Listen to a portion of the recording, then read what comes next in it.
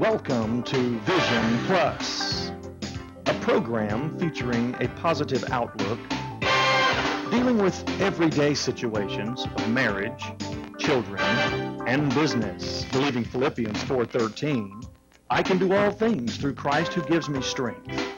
Teacher, author, speaker, delighting audiences from New York to Sacramento with a heart and message for the people today. Bonnie would like to remind you of the 800 number on the screen. Please feel free to call at any time throughout the broadcast and share your concerns. Leave your prayer request and someone will pray with you. And now, teacher, author, and speaker, Bonnie. Hello and welcome. You're watching Vision Plus. I'm so happy you joined us today. Maybe you're home because you've been laid off, or you've been downsized, or you have something has happened. It could be that you got fired. Whatever happened, we want to talk today about how to overcome being laid off, as I call it, how to have joy in the economic downturn. And we have someone here that we're going to interview you in just a moment that you can meet that's been downsized, and some of you have also. So how do we stay with joy and happiness and a good attitude? And I've met somebody that actually does. I want you to think about how this can happen, that you can, I call it having fun. I was downsized one time when they said, we no longer have your position available. That hurt my feelings. And I went home really depressed. And I remember one day when we were in Waco, Texas, Tony was working at a job, and I had a group of people in my house that had gotten there 8 o'clock in the morning. Well, about 9 or 9:30, he walks in the door. And I said, Tony, what are you doing here in the middle of the week at 9:30 in the morning? He said, they have given my position to the brother of the owner. And sometimes that happens, that the brother of the owner is going to take priority over somebody else, especially if both of them are not needed. So I said, well, what are you going to do? He said, I'm going to help you. That lasted a very short time. So what he did, he started his own business. So maybe this will give you an opportunity to do something you've always wanted to do. Of course, now where does the money come in? Well, we borrowed on the equity of our house. We did, you wouldn't believe all the things we did. But we hung in there, and it's still working. What about the fun? Okay. Think about in your resume, writing your resume, what do you really want to do? Are you happy with the job you previously had, or would you like to maybe change it a little bit? Well, FUN is an acronym for 3 things. The F stands for focus. Focus on what you would like to really do, so that you could have a passion to do, that you could feel so excited about doing that. And the U is you got to unglue from your previous job tasks, your previous opportunities, maybe even the previous friends that worked at the old place that you did where you did work, because maybe it might make you feel bad just to see them. It might make them feel guilty that if they're still working. And you can do that. You can unglue from the past things. And then, when do you start? You start now. As soon as you don't have a job anymore, you take a day of watching television or going to see the beautiful scenery, whether it's autumn like it is as we're taping this program, or it could be the holidays. It could be so many different times of the year, but go out and treat yourself to going out all by yourself and having a Coca-Cola, Dr. Pepper, or whatever you drink, or coffee or tea, and just maybe call on some friends you haven't had an opportunity to lately. So just unglue from the old friends. You know, the good book says, calling into being those things which are not as if they were. And we got to just say, I know God has a better job for me out there, one that'll even pay more money than I was getting before. And so we want you to think about something good that can come out of this situation. Maybe have time. This person you're going to meet in just a moment had her niece to come over and spend the night, and maybe you can do some things that you just haven't had time to do. So the acronym FUN is focus on what you'd like to achieve. Unglue, the U stands for unglue from your friends from that office place, and then start it now. You know, another thing that I know that I feel strongly about, some of you that watch programs all the time, Gladys and some others, trust in the Lord with all your heart. Lean not upon your own understanding. In all your ways acknowledge Him, and He will direct your path. And so He's going to direct your path to something. He said that He will give you the desires of your heart. So you just think about what I want to really do. What are the desires of my heart?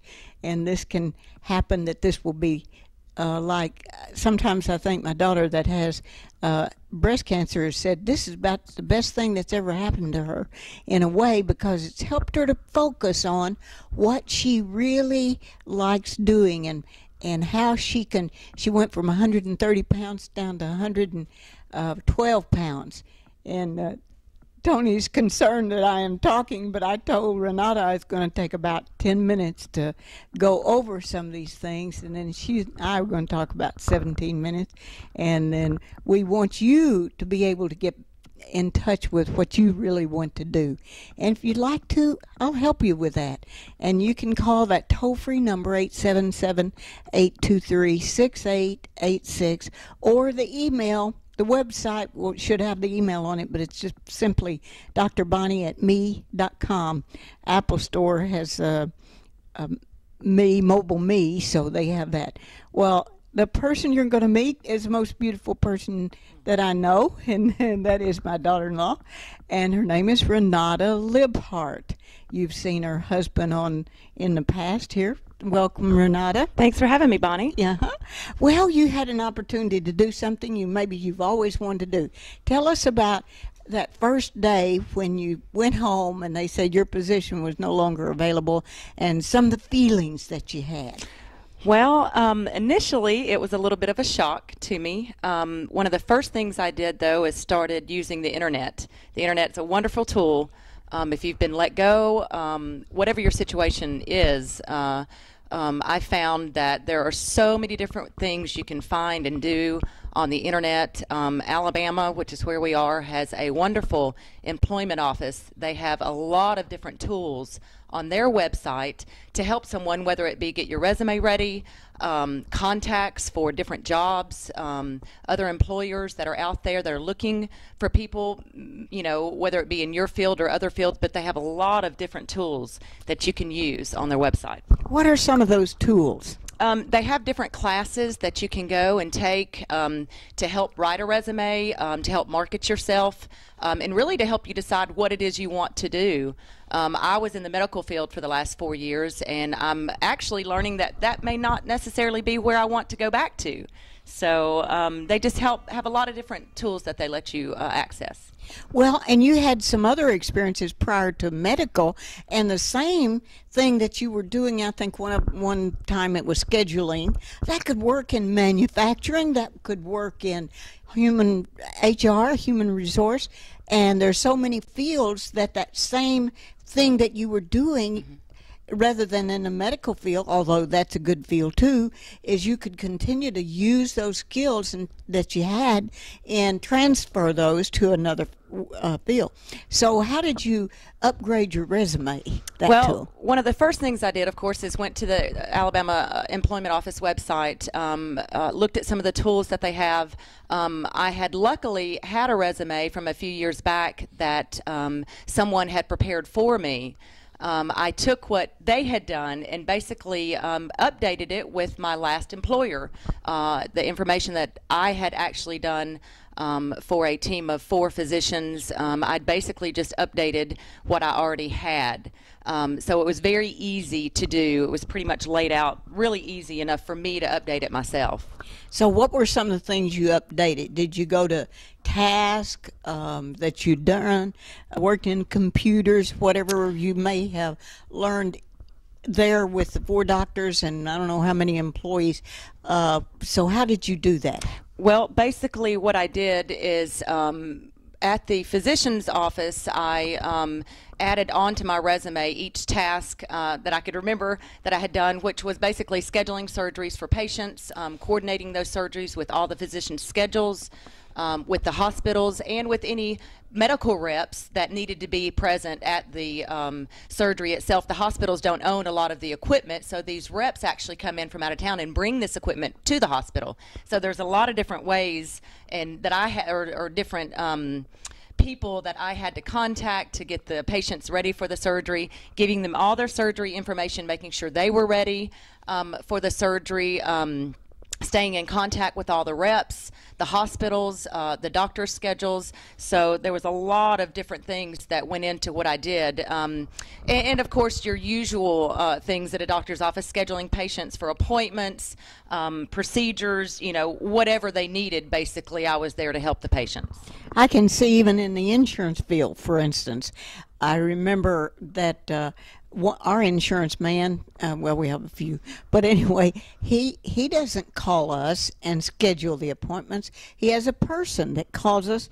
Now, she actually called us one night, 5 or after hours, I call it, 6 or 7 o'clock, and said, could you be available? He's free. And one time we set up an appointment. She called and said he's not free. So, postponed it to another day. So whether it's insurance, and I'm thinking NASA, so many jobs there. I was talking to this one girl. She's an engineer in our she goes to our church in our Sunday school class, and I said, how did you happen to become an engineer? She said, well, I didn't even know what an engineer are until, that's a joke, until I had to find out, get a job. And she said, I found out that they paid for my education if I would go do that. Wow. And I know the Christian Women's Job Corps is another one that will pay for 2 years of additional skills that you might have, or better in the computers, or if you want to maybe just work in HR, because HR, human resources, is a big field. I know my neighbor across the street, she was given a job at NASA for, started out at $75,000 a year, so it's a very large field doing exactly what you were doing. Absolutely. And so there's a lot of, but you think, well, but that's not medical. And it can be, the medical can transition for working for doctors. I call it private because it's not a chain, or it's not a hospital, not a true clinic, but you could transfer those same skills to those other fields. And I know even in our real estate, our office at Capstone Real Estate, they have a person that does what you do. Mm-hmm. So you could go to a large real estate office and they schedule the appointments for when the photographer goes out to take the pictures, for getting in touch with the MLS, the Multiple Listing Service, and HAR, we call it Huntsville Association Alabama Real Estate Area Realtors. So you think, well, man, medical's not real estate, or medical's not NASA, but the same skills are needed. Sure. And even in the National Speakers Association, we could just have you going around talking about how to update your resume. Mm-hmm. That's a big thing. You Absolutely. Could start your own little business of teaching people what you had to go through to learn to look for a new job. Mm-hmm. So, and I think another thing that I've seen in you is your attitude is so good. How do you think you have had an attitude? Because it's taken both salaries just to meet all the bills. Absolutely. I know you sold a car in order to pay off credit cards and other kinds of bills, and you were willing to sell your most beautiful car in all the world. And so how do you think that you're going to be able to hang in there and have a good attitude? Well, I think for me, I had a lot of support from my husband, and honestly, I think it's an opportunity for me to really figure out what it is I want to do. In the process, I've actually seen several openings for personal assistants, and For me, I really think that's what I would be good at. I'm really good at making appointments. I'm really good at telling people what to do, when to do it. So I just, I think it's a good opportunity for me. Obviously, I didn't ask for it, so it's not something I was looking for. But, I believe... Well, most people, when they came to Tony one day and said, would you be willing to go to 60% of your time? And or maybe they said 50, and he said, how about 60? But anyway, because he wanted to keep that, you have to work 30 hours a week, where he was to make sure that you get your insurance. So you may even be able to negotiate a little bit with your employer about how to do that. The Lord has just the right thing for every person. And also, I think of people when they lose their job, I get it from Luke 11, 12, 13, 14. I know when you grew up, your grandmother went to, I think it was what kind of church? A Pentecostal church or Presbyterian. Something? Presbyterian. And anyway, you learn some of these things, and that says, have faith in God. And if you look at it my dad knew Greek and Hebrew, and he said it's really have the faith of God, that even this mountain shall be dissipated, this mountain of not having enough money, this mountain of being laid off, downsized, whatever that is that's happened to you, or a serious illness, the D words, I call it, that for us it was a death in the family, drugs in the family, divorce in the family. We've had all the D words, despair, depression, and all of those go with sometimes being laid off. But even this mountain shall be dissipated and cast in the sea, and that you will have what you say. So I think one of the most important things that you can possibly do to encourage yourself is to say encouraging words. To say, I know, just like Renata has said, I know I may get something I like better.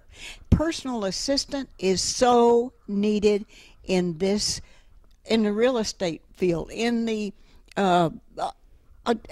any field you can think of. There is no field that a personal assistant is not needed. I know the people that do my hair, Elaine Hardy, she has a personal assistant. She needs to stay doing her work. And so a personal assistant, I think you could just start your own business of being a personal assistant to someone and have show people how to get their own, train the personal assistant. How would you be a personal assistant? Give me a hint in the real estate industry, for instance. Well, in the real estate industry, I've never done anything in the real estate end of it, but as far as a personal assistant is concerned, you could do their paperwork for them. You could show them what new listings are out there. I really can't think of anything else. That's exactly it. Making appointments. And keeping up with those appointments. To say, do you realize Renata Libhart's coming over Monday morning at 10 a.m. for a television interview? You have to have, and then... let's see, Mike Detrimendy is coming in at 10:30 for another television interview. And keeping up with that, the person, I don't know about Tony, he's better at it than I am, but you have an Apple appointment at 1:30 this afternoon, whatever it is. Apple meaning training for the Apple computers, because I'm challenged. I got, my brother had passed, and his wife gave me a little sign that says, "Oh Lord, help me and this computer get along and understand each other." So, and you're really good at computers, and I apologize to you. I asked her to come over and help me one day, and then I couldn't get back because I was listing a house. So she typed things into the computer, and I think she even vacuumed a little bit. I love that. My husband said, "Did you realize that she vacuumed for thee?" I said, "Well, I didn't ask her to do that." But that really helped, because we had people coming in, and so we have a Bible study here every other Wednesday night. So it's not easy to keep things tidied up, so that was good. But I don't think most personal assistants get into that part of the job. But I just want to encourage you, if you have been downsized or lost your job, or in any way you are not doing the job you were doing, and about half the people, a lot of the people in our class, in fact, work for Chrysler. It's not called Chrysler anymore, has another word.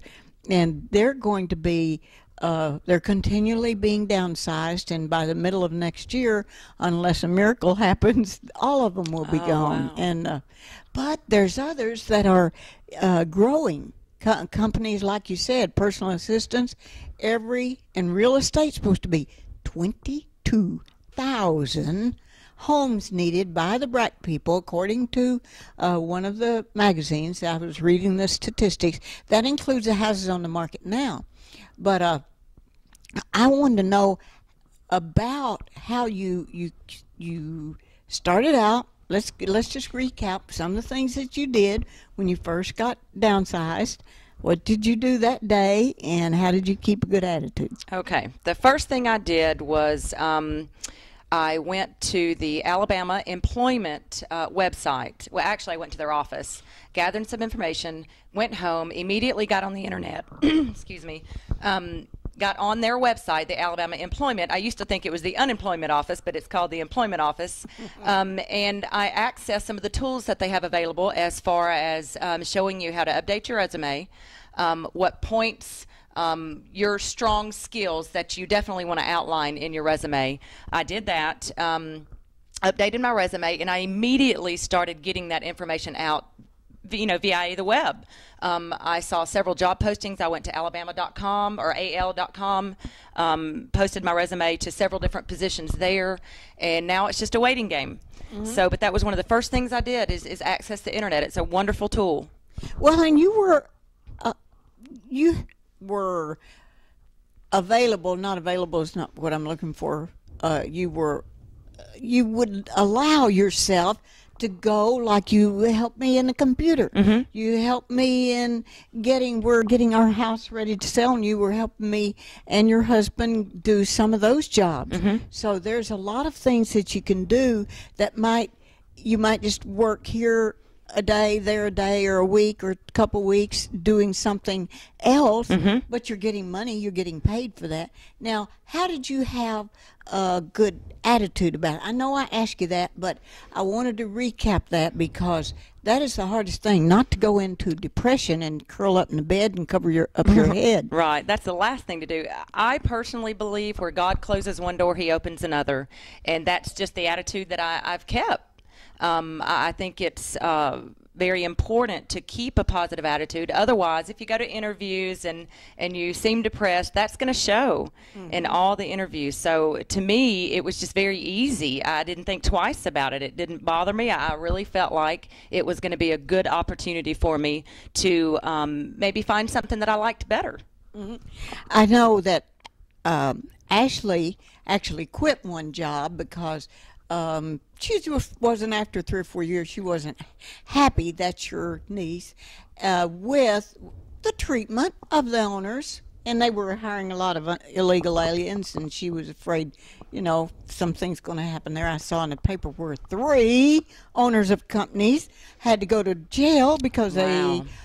They hired illegal aliens. So she didn't want to be in that mix. So she came, and she was willing to work for me in the computers assistant for a while, but she saw another opening, and she went there, a new business that's opening, mm-hmm. so now hiring. She went over there, and lo and behold, 500 people had applied for the job. They wow. called her back for another interview and another interview and another interview, and she was getting ideas from you about how to apply for a job. And I remember after finally she said, "Oh, I got hired."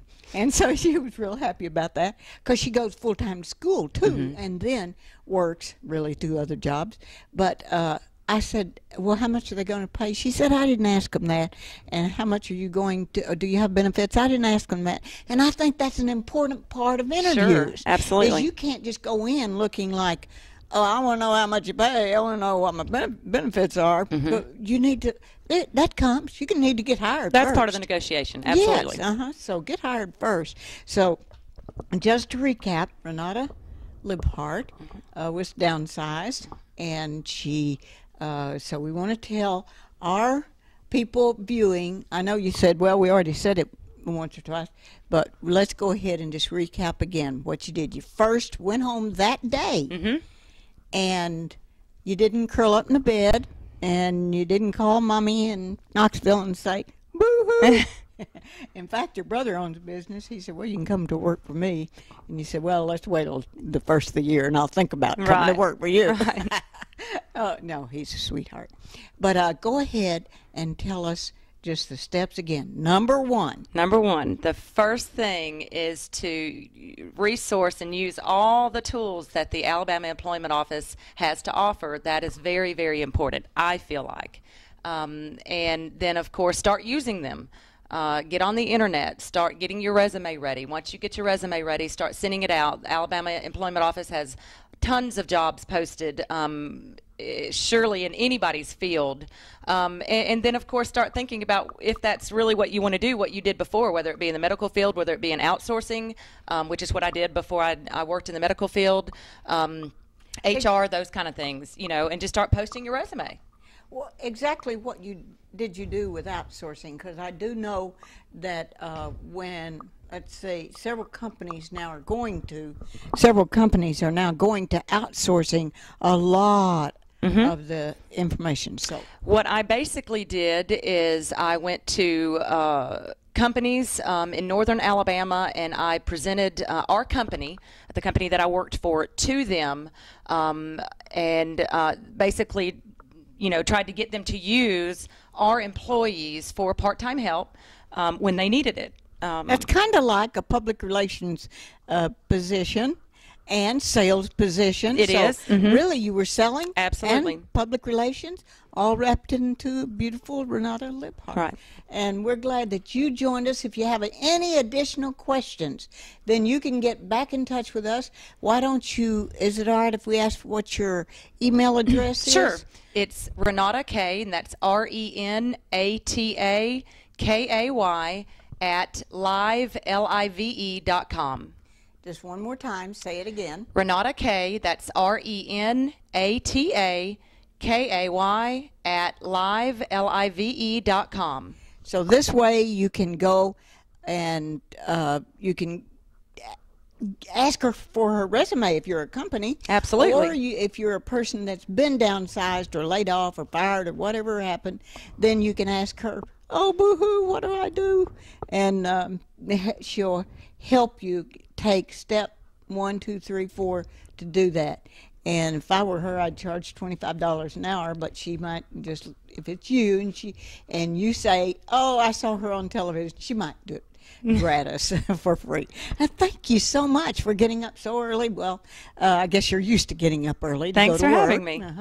And to come over here. And thank you that you came here instead of having me to go to your place, which I do a lot of times only because it's easier to set up the television camera here. Right. And Tony's giving me that wrap-up signal, and I'm happy that you joined us. Please let us encourage you to have fun.